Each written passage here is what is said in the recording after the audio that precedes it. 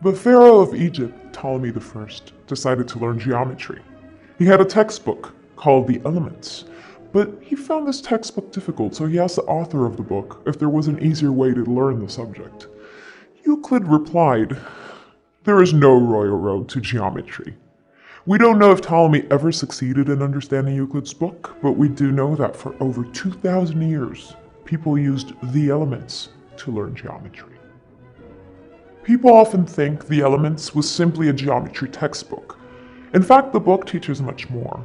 While its 13 chapters do teach plain and solid geometry, they also teach number theory and an old form of algebra.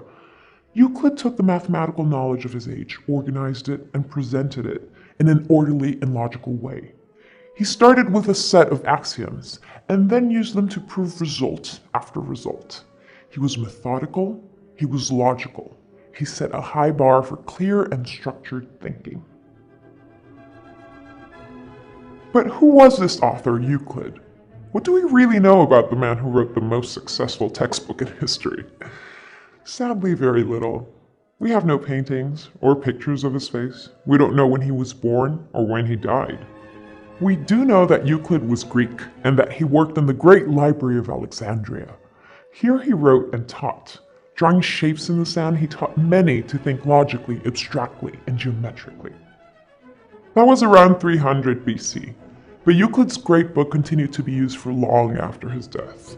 Euclid's Elements even helped a young Abraham Lincoln fine-tune his mind. Lincoln spoke of how it was Euclid who showed him what it truly meant to demonstrate, which was essential for his law studies.